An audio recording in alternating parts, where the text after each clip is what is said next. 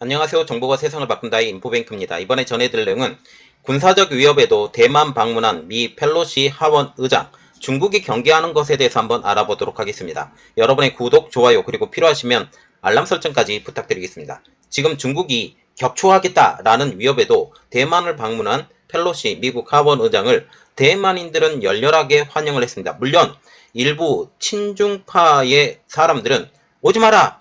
와서는 안 된다. 그리고 와서도 별로 대만에 이득이 안 된다라고 얘기를 했죠. 그녀의 방문으로 지금 중국도 격하게 반발하고 있습니다. 그녀는 세계 최대 반도체 파운드리 업체인 대만의 TSMC의 마크 리우 회장과 만난 것으로도 전해지고 있죠. 이번 펠로시 의장의 대만 방문, 이것을 계기로 미중 반도체 패권 경쟁에서 대만이 미국 쪽으로 바짝 다가섰고, 여기에 미국 대만 간 협력으로 인해서 대만의 위상이 점점 더 높아져가고 있다. 독립을 중국의 영향력에서 점점 벗어나려고 하고 있는 이 대만 입장으로서는 이번 방문이 굉장히 큰 의의가 있게 되는 것이죠. 그래서 준비했습니다. 군사적 위협에도 대만 방문한 미 펠로시 하원 의장입니다. 아시아 국가를 순방 중인 낸시 펠로시 미국 하원 의장이 중국 공산당과 선정기관의 계속적인 폭력 위협에도 2일날 대만을 전격적으로 방문했습니다. 펠로시 의장을 주축으로 한 미 하원 의원 대표단은 미군 수송기 보잉 C-40C로 이날 밤 10시 45분께 대만의 타이베이 숭산공항에 도착했죠. 펠로시 의장은 대만에 도착 후 발표한 성명에서 의회 대표단의 대만 방문은 대만의 활기찬 민주주의를 지지하겠다라고 하는 미국의 확고한 약속을 지키는 것이라고 말을 했습니다. 이어서 세계는 독재와 민주주의 사이에서 선택을 앞두고 있기 때문에 오늘날 2300만 대만 국민과 미국의 연대는 그 어느 때보다 중요하다라고 펠로시 의장은 강조했죠. 지금 이것을 보시면 돼요. 지금 러시아가 우크라이나 침공한 사건, 이 사건을 이후로 완전히 신냉전이 시작되었다라는 이야기가 나오고 있습니다. 그러면서 줄서기를 하고 있는데, 이 줄서기를 하고 있을 때 어디 줄에 설 것이냐, 지금 중국과 러시아의 줄을 설 것이냐, 아니면 자유주의를 표방하고 있는 미국과 EU를 중심으로 설 것이냐라는 그런 의견이 나오고 있죠. 그래서 지금 대만과 같은 경우는 완전히 미국 편, 그리고 일본도 미국 편, 한국도 미국 편, 이렇게 들어간다라는 사실이죠. 이것에 대해서 지금 중국은 굉장히 반발하고 있고, 한국도 지금 점차적으로 미국과 가까워지고 있기 때문에 중국 입장으로서는 지금 굉장히 견제하고 있고, 반도체 부분 때문에 더욱더 견제하고 있는 상황이죠. 여기에 YMTC 문제까지 터지고 있고, 낸드 플래시에서 한국을 따라잡는다라는 말까지 나오고 있기 때문에 이러한 것들은 더욱더 격화될 것으로 보이고 있습니다. 그러면서 미국은 중국 대만과의 관계에 대한 오랜 정책을 결코 변하지 않을 것이며 현 상태를 계속 유지할 것이라고 재확인을 했습니다. 이번 방문이 중국의 외교적인 원칙인 하나의 중국을 위반해서 대만 독립을 지지하는 것이 아니라고 선을 그은 발언입니다. 펠로시 의장은 이번 아시아 순방길에 오르기 전 싱가포르, 말레이시아, 한국, 일본 방문 일정은 사전에 발표했지만 타이완 방문 여부는 막판까지 발표하지 않았죠. 그래서 단 1일밖에 타이완에 거주하지 않았다라는 것입니다. 그녀는 지난 4월 대만 방문을 예정했지만 코로나19 감염으로 연기가 되었습니다.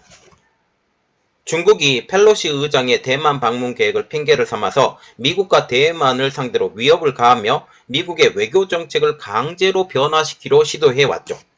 시진핑 중국 공산당 총서기는 지난 28일 조 바이든 미국 대통령과의 전화통화에서 이렇게 말했습니다. 불장난을 하면 반드시 불에 타 죽는다 라고 말을 했다고 합니다.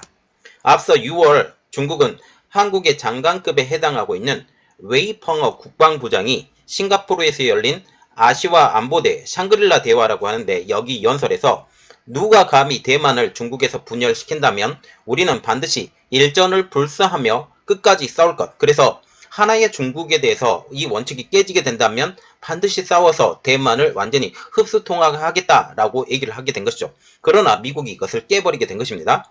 미국 지도부도 이 위협에 침착하게 대처했다라는 분위기가 나오고 있는데요.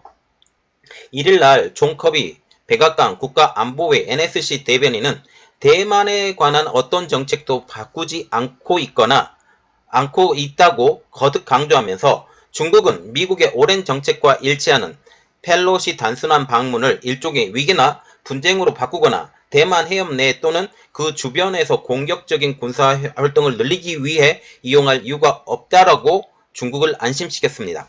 그는 우리는 미끼를 물거나 무력 충돌을 하지 않을 것이라고 하면서 우리는 겁먹지 않을 것이다. 우리는 수십 년 동안 그랬던 것처럼 서태평양 바다와 하늘에서 계속 활동을 할 것이다. 라고 말을 했습니다. 지금 러시아의 우크라이나 침공 이후 지금 중국은 이 상황을 계속 지켜보고 있어요. 그래서 반드시 러시아가 져야 됩니다. 지금 물러나야 되고 침공에서 아무런 조치도 취하지 않는 그런 모습들이 보이면 안 되는 상황에서 지금 대만의 문제가 다시 떠오르기 시작을 하게 되는 것이죠.